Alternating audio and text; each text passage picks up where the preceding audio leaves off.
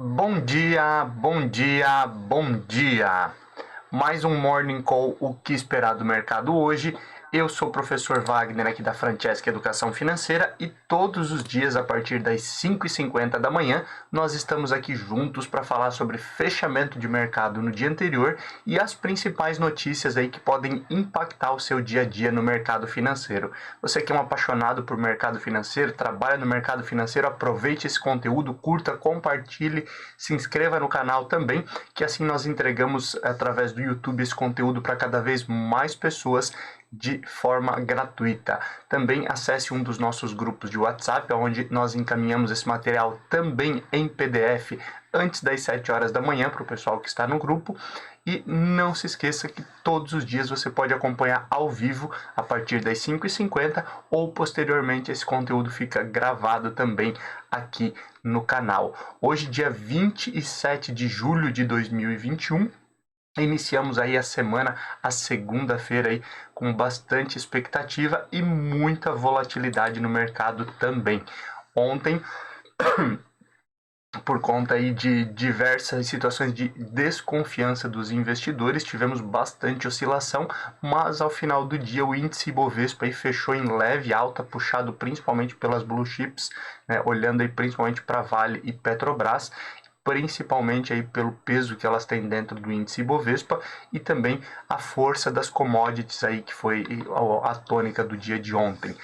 A grande realidade é que os investidores no Brasil e no mundo têm tido grandes preocupações, olhando aí principalmente para detalhes como a inflação, e aqui já na sexta-feira nós tivemos aí um baque muito forte com a divulgação do IPCA 15, que pode obviamente levar aí a novos arroxos, novos apertos aí em relação ao aumento da taxa de juros básica, a taxa Selic, que nós temos já na semana que vem reunião do Copom para tratar sobre isso. Nesse meio de caminho ainda nós temos essa semana a divulgação do IGPM, que pode impactar também um pouco mais essa questão aí da definição em relação à taxa de juros.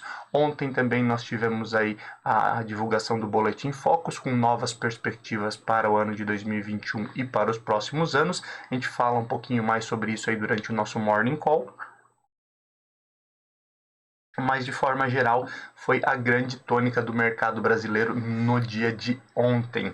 Olhando aí para o mundo de forma geral, na China, nós tivemos uma grande oscilação também, principalmente aí com o governo chinês aí, atuando forte em regulamentações em diversos setores. Antes era um controle maior em relação aí a minérios, também havia a ideia de controles em relação a criptoativos e agora isso começa a expandir tanto para outras áreas como áreas de educação e áreas de tecnologia, afetando aí fortemente a China e também aí durante a semana deve afetar o restante aí dos países, principalmente aí por conta dessa regulamentação em relação aí a diversos setores aí feitas pelo governo chinês.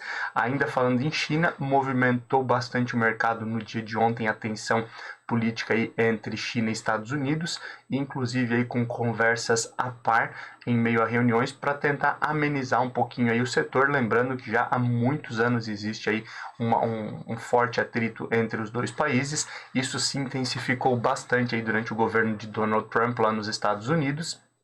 E agora, com o governo de Joe Biden aí, apesar de até termos falado aqui que a negociação comercial entre os dois países estava indo muito bem, com muitos produtos sendo negociados e muitos valores, principalmente indo de um lado para o outro, mas as questões políticas e comerciais aí acabam afetando aí o mercado de forma geral.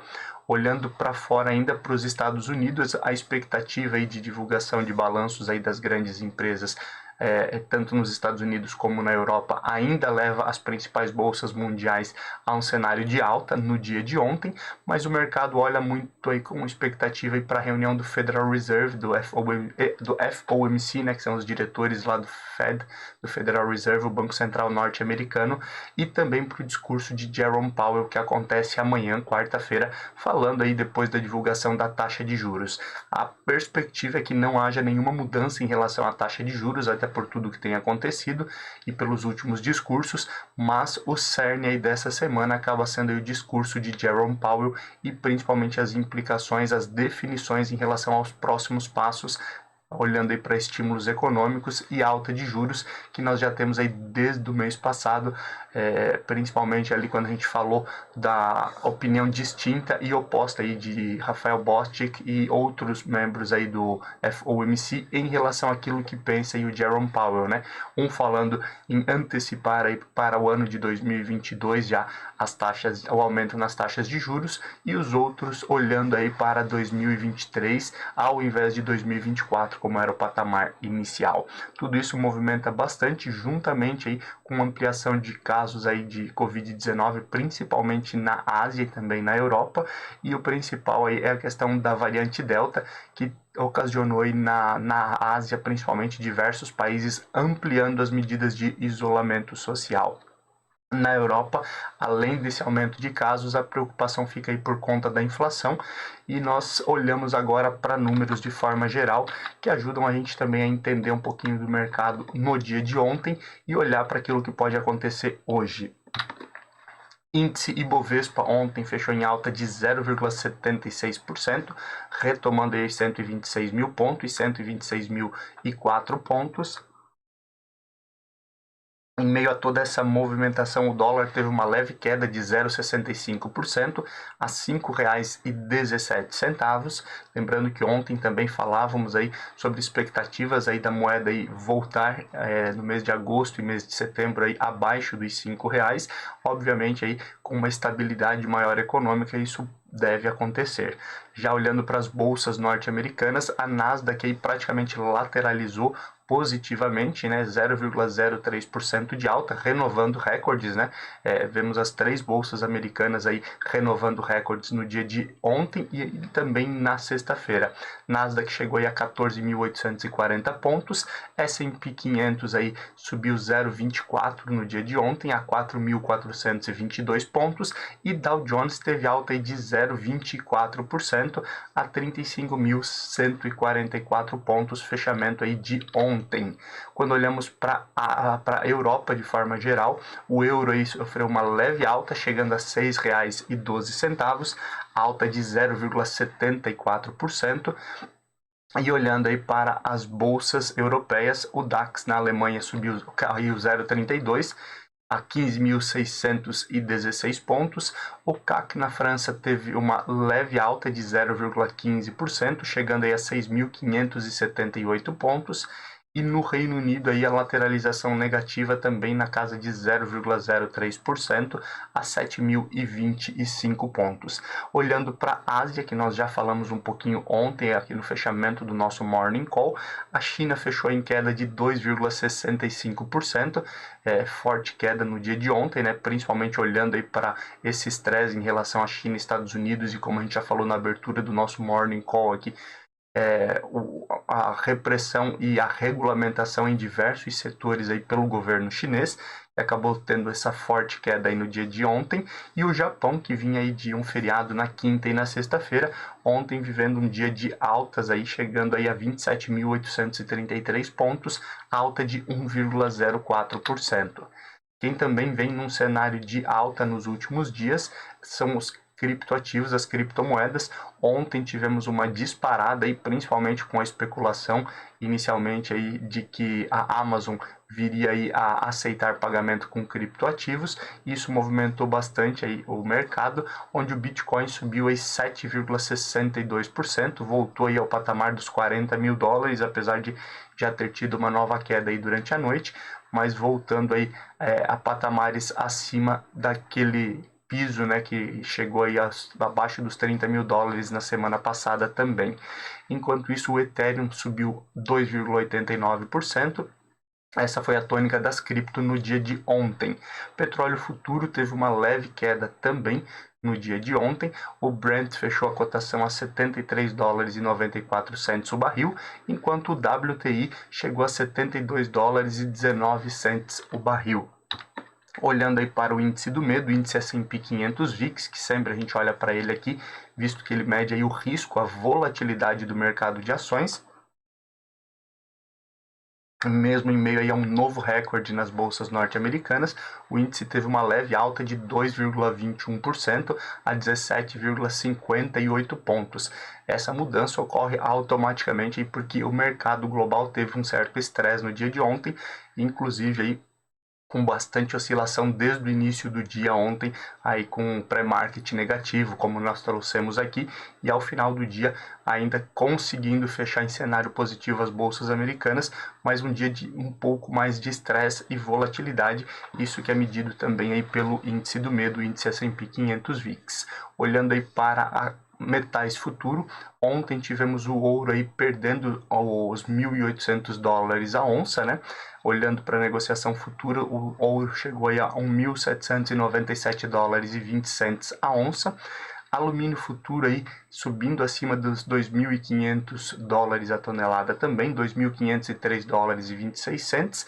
E olhando aí para ferro refinado, o ferro aí chegando na casa dos $215,16 a tonelada. Essa é a ideia aí de metais futuros, fechamento no dia de ontem. Olhando também para fechamento, vamos olhar para o fechamento do índice Ibovespa no dia de ontem, as principais ações aí com altas e baixas que tivemos ontem. As principais altas ficaram por conta aí das commodities, como a gente falou. Vale e Petrobras têm um peso muito maior, apesar de não terem sido as principais altas, ficaram aí na casa de 2,5% as altas de Vale e Petrobras, foram as que tiveram um peso muito grande para o índice. As 5 principais altas ficaram aí por conta de Usimin 5, Usiminas, subindo 3,56%, fechando aí a R$ 20,92 a cotação de ontem. CSNA3, Companhia Siderúrgica Nacional, vivendo esse bom momento também e próximo da divulgação de resultados do segundo trimestre, ontem subiu 3,54% a R$ 47,36. BRAP4, que é Bradespar, subindo 3,51% no dia de ontem, a R$ 79,02. Embre 3, Embraer, que subiu 3,51% e fechou a cotação de ontem a R$ 19,16. E GGBR4, que é Gerdau, subindo 3,44% a R$ 31,80. Lembrando, ontem nós tínhamos aqui forte alta de Goal 4, né, que é metalúrgica Gerdau, então também o movimento aí de dólar mais alto e principalmente a questão do minério de ferro e da oferta e demanda, levando as siderúrgicas de forma geral também a terem fortes altas no dia de ontem, as commodities. Olhando para as principais baixas, quem liderou as principais baixas foi Amer 3, né, que é o novo ticker aí de lojas americanas, que vem caindo aí desde que houve a cisão, né, a mudança aí dos papéis. Ontem caiu 5,18% a R$ 53,08. EZTC3, EZTEC, caindo ontem 2,58%, fechando aí a R$ 27,48. LAME4, que é o ticker da holding agora de lojas americanas, também ontem fechou em queda de 2,55% a R$ 7,56. E olhando aí para varejo, ontem tivemos queda de VEVAR3, que é Via, caiu 2,48% a R$ 13,74. E MGLU3, Magazine Luiza, Magalu, que caiu 2,47%, fechando a cotação do dia a R$ 22,04. Olhando aí para indicadores que nós podemos ficar de olho aí no dia de hoje, são importantes. Um deles é o investimento estrangeiro direto, que mostra aí a confiança do investidor internacional aqui no Brasil, olhando aí também para essa questão aí de entradas e possíveis saídas de moeda estrangeira, que nós tivemos aí uma forte saída aí nos últimos dias, mas o investimento estrangeiro direto também demonstra essa confiança que pode ter aí no mercado acionário brasileiro, principalmente aí após diversas notícias aí de que existe muita oportunidade, principalmente quando falamos em ativos brasileiros. Olhando para fora também é um dia com pouco movimento, mas hoje vale a pena ficar de olho aí no índice de confiança do consumidor lá nos Estados Unidos e também no índice de estoque semanal de petróleo bruto lá nos Estados Unidos, que também pode movimentar aí o preço das commodities. Como eu já disse, é um dia um pouco mais tranquilo nesse sentido. A grande expectativa aí fica por conta aí da reunião do FOMC e do discurso do Fed, do Jerome Powell, presidente do Fed, do Federal Reserve, lá nos Estados Unidos, que acontece amanhã. Olhando um pouquinho para setores agora, para linhas, a política, né, que sempre é uma tônica aqui para nós comentarmos no nosso Morning Call que esperar do mercado hoje. Voltamos, apesar do recesso parlamentar que finaliza essa semana, então a partir da semana que vem devemos voltar com todo o cenário político aí movimentado. Um dos movimentos é, obviamente, a CPI da Covid, onde os principais investidores aí continuam de olho nos desdobramentos da CPI, que volta aí na segunda-feira já. Após o recesso parlamentar. O foco aí das investigações vai ser principalmente a intermediação da compra das vacinas, né? Por que foi necessária a intermediação? Lembrando, a gente já falou aqui em alguns outros momentos que o próprio Ministério da Saúde levantou algumas questões de se seria necessário a intermediação da vacina e o pagamento, inclusive, daquele valor percentual ali de comissão por essa intermediação na negociação da vacina, e também a pressão pela aquisição, uma pressão acima do normal para que fosse acelerado aí, a compra das vacinas, fosse assinados os contratos. Esse é o principal foco aí da CPI no início da próxima semana. E o Ricardo Barros, né, que é o deputado aí, líder do governo, inclusive, que é acusado aí, principalmente porque o ex-diretor de logística do Ministério da Saúde, que teria pedido propina, foi indicado por ele e foi citado, inclusive, o nome dele, o nome de Ricardo Barros ali, como um possível intermediador dessas negociações também, e que a parte da propina teria sido aí direcionada por ele aí nesse pedido aí de propina dentro daquilo que é investigado aí pela CPI. O Ricardo Barros, então, que já tinha negado aí todas essas situações, né? Também pediu já várias vezes para ser ouvido na CPI, e ele deve ser ouvido já no início da próxima semana também. Aguardamos esses desdobramentos e o que pode movimentar o mercado nesse sentido.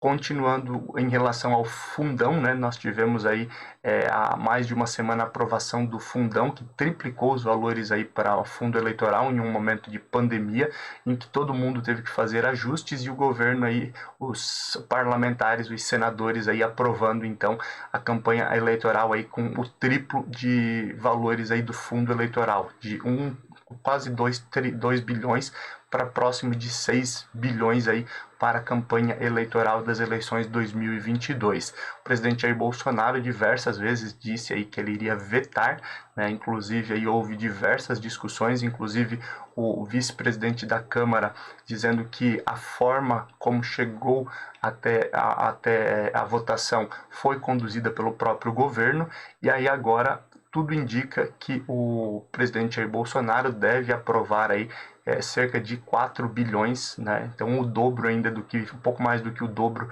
do que foi a última eleição, deve ser essa aprovação em relação ao fundo eleitoral, aos acordos para aprovação do fundo eleitoral. E também a ministra Rosa Weber, do STF, ela pediu explicações de o porquê de uma aprovação, de uma mudança tão grande, né? Principalmente porque saímos aí de menos de 2 bilhões para quase 6 bilhões aí em relação ao fundo eleitoral.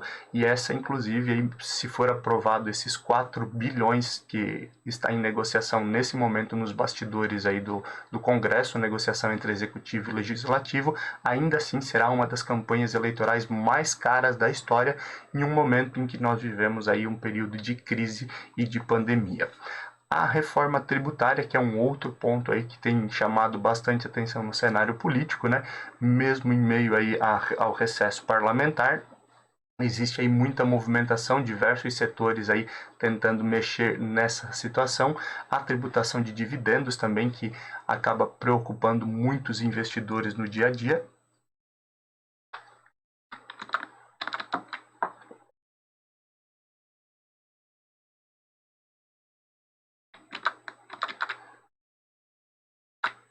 Opa, que tinha travado aqui, deixa eu ver se voltou.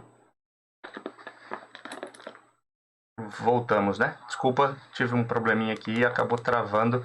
Então voltamos aqui para falar ainda então sobre o cenário, para finalizar aqui então sobre o cenário político. Estávamos falando aí da reforma tributária. A reforma tributária, então, deve ter um andamento maior agora, principalmente aí com a mudança aí na Casa Civil, né? Não foi oficializado no dia de ontem, porque o avião que levaria aí o Ciro Nogueira até o Palácio do Planalto para conversar com o presidente Jair Bolsonaro teve problemas, mas deve ser oficializado aí no dia de hoje, então, a mudança do Ciro Nogueira do PP assumindo a Casa Civil, que vai fazer toda a articulação juntamente aí à Câmara e ao Senado, e deve então se aproximar aí da aprovação da reforma tributária e de outros pontos polêmicos que serão votados aí até o final do ano e também no ano que vem.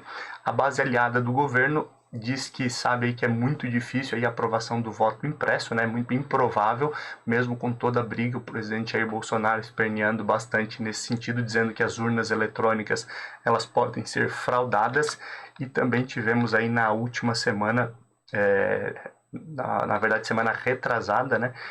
Aquela informação de que o general Braga Neto teria ali ameaçado o presidente da Câmara, Arthur Lira, de que não haveriam eleições se não fosse aprovado aí o voto impresso. Então tudo isso também pode movimentar o mercado no cenário político. Olhando um pouquinho aí para a economia, o Boletim Focus, que foi divulgado no dia de ontem, também trouxe novas perspectivas aí em relação à economia brasileira para o ano de 2021 e os anos consecutivos, mas olhando para 2021 foi a 16ª semana consecutiva em que o Boletim Focus trouxe uma perspectiva aí de alta em relação à inflação, olhando aí para as semanas anteriores.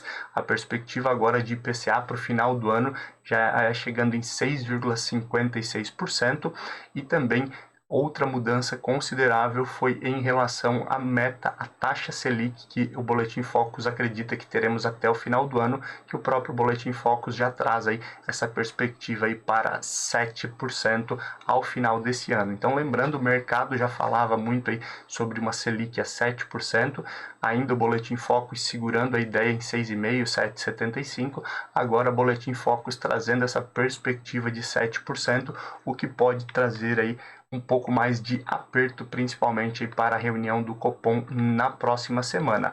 Além disso, a taxa de câmbio teve uma nova perspectiva de alta, saindo de R$ 5,05 para R$ 5,09.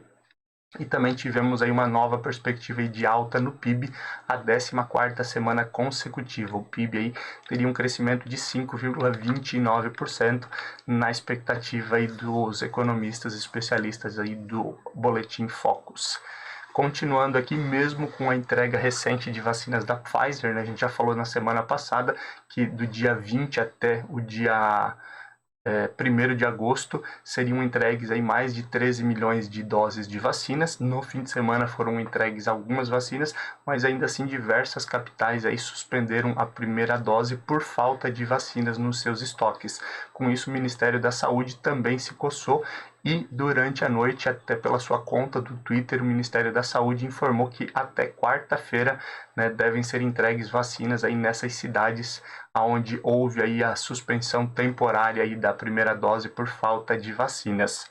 Ainda continuando nesse sentido, a Blau Farmacêutica pediu agora para a Anvisa a aprovação no uso emergencial da vacina da Sinopharm.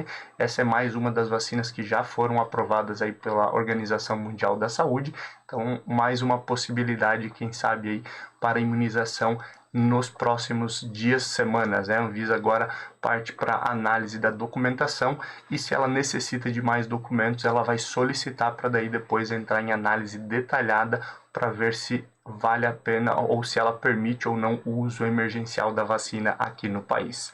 Olhando aí um pouquinho então para cenário político e reunião do Copom, como nós já começamos a falar ali no momento do Boletim Focus, a perspectiva e na última reunião do Copom já era de um novo aumento de 0,75 pontos percentuais para essa reunião do mês de agosto, que acontece na semana que vem, mas com as mudanças no mercado, o aumento da inflação e essa perspectiva que nós temos aí dessa possibilidade de aumento da inflação, podem trazer um aperto um pouco maior e muitos especialistas no mercado já dizem aí que a tendência é de um aumento de 1 ponto percentual aí na perspectiva de inflação na taxa Selic, desculpa, aí na reunião do Copom. Então já começam as apostas, muita expectativa nesse sentido, mesmo a reunião sendo somente aí terça e quarta-feira da próxima semana, e esse aí sendo um momento aí de silêncio do Banco Central, dos diretores do Banco Central que fazem parte aí do Copom, e não é dito nada até o final da outra semana, onde é divulgado aí a ata do Copom. Continuando aqui, apesar de uma expectativa de 60% de crescimento no lucro das instituições financeiras, dos grandes bancos, no balanço agora do segundo trimestre de 2021, esse é o período aí com menor spread das instituições financeiras dos bancos nos últimos 8 anos. Então, as instituições aí tendo que se reinventar, principalmente aí pelo momento em que se vive, e também daqui a pouco nós temos aí o Open Banking, que vai escancarar ainda mais os custos aí para as instituições financeiras. O consumidor vai ser dono dos seus próprios dados e vai buscar cada vez serviços mais em contas, e cabe às instituições financeiras, aos bancos de forma geral, aí se reinventarem aí para manter a questão dos seus lucros e manter aí, inclusive, os acionistas, né, que são muito fortes nas instituições financeiras. Continuando aqui, os setores da indústria, cerca de 80% dos setores da indústria já apresentam um crescimento aí na casa lá do pré-pandemia. Todos os setores, né, são 13 setores que são analisados aí na indústria, dos 13, 10 deles já apresentam aí crescimento acima de 2019, ou seja, níveis pré-pandemia, o que também favorece aí a perspectiva de retomada econômica. Entrando um pouquinho agora no cenário corporativo, o CAD pode pedir até 240 dias aí para analisar a venda da Oi Móvel, né? Isso pode movimentar bastante o mercado das telefonias, principalmente aí com essa perspectiva aí do CAD de pedir mais tempo para essa análise em relação aí à autorização por causa do leilão da Oi Móvel, que foi dividido entre as principais outras companhias telefônicas, Vivo e TIM. 55 cancelamentos nós já tivemos aí, essa semana foram mais 4, né, adiamentos e cancelamentos de IPO, abertura, oferta inicial de ações aqui na Bolsa Brasileira. E no ano de 2021, apesar de ser um dos anos aí com maior quantidade de IPOs, de oferta inicial de ações, nós tivemos já 55 cancelamentos somente nesse ano, mostrando, obviamente, que a oscilação, a volatilidade do mercado brasileiro muitas vezes também leva essas empresas que já estavam com tudo encaminhado a segurar o movimento, e muitas empresas também que iriam abrir capital aproveitando aí para vendas particulares de ações a grupos, fundos de private equity também. Então, uma mudança grande nesse cenário, mas óbvio, ainda existem muitas oportunidades e muitos IPOs que irão acontecer aí no ano de 2021. A Ambipar, que a gente já falou diversas vezes aí, que tem expandido aí a nível global as suas atividades, principalmente aproveitando o momento de sustentabilidade, né, que está muito forte, o ESG a nível global para as empresas. Eles também trouxeram agora a Gisele Bündchen como uma das acionistas e membro do Conselho de Sustentabilidade, embaixadora da sustentabilidade da Ambipar. Isso também deve movimentar o mercado, juntamente com tudo que já aconteceu, aquisições e expansão a nível internacional da Ambipar. As expectativas aí de lucro da Vale e de outras empresas do segmento, né, assim como a gente já falou quando a gente falava das principais altas, é muito grande, principalmente por conta da demanda e do preço do minério, que subiu bastante. Os especialistas falam aí em uma possibilidade de 600% a mais, comparando ano contra ano, né, o segundo trimestre de 2021 comparado com o segundo trimestre de 2020, uma alta de 600% aí no lucro da companhia Vale. Então, óbvio, essa semana teremos divulgação da Vale, Companhia Siderúrgica Nacional, entre outros. Então, vale a pena ficar de olho, principalmente por esse super ciclo de commodity que muitos especialistas dizem que pode acontecer. Magazine Luiza concluiu, então, a aquisição da Sodexo, né, a empresa para entregas ultra rápidas. A ideia aí da Magazine Luiza com a aquisição dessa empresa é ampliar as entregas em até 1 hora, e é interessante o estudo apresentado pela própria Magazine Luiza, que a compra nos casos ali em que havia entrega em até 1 hora, ou seja, essa super entrega ultra rápida, elas têm cerca de 60% de efetividade, principalmente nessas compras online. A pessoa acessou, ela viu que existe a possibilidade de entrega em até 1 hora, 60% mais vendas do que nas entregas normais. Então, também esse setor aí de logística movimentando bastante aí o varejo de forma geral. A gente sempre fala sobre isso por aqui. E hoje vale a pena ficar de olho na divulgação de resultados aí, balanços de empresas listadas na bolsa, né, referente ao segundo trimestre de 2021. Hoje nós temos divulgação de Assaí, Cielo, Locamérica, Atacadão, Telefônica e Vamos. Então vale a pena ficar de olho aí nesses balanços, principalmente aí por conta de tudo que pode acontecer e da valorização dessas empresas. Ali, a nível global, hoje todo mundo espera também as grandes empresas de tecnologia lá nos Estados Unidos, né? A Alphabet, que é a dona do Google, Apple, Visa, entre outras grandes empresas de tecnologia. Isso pode movimentar bastante o mercado no dia de hoje.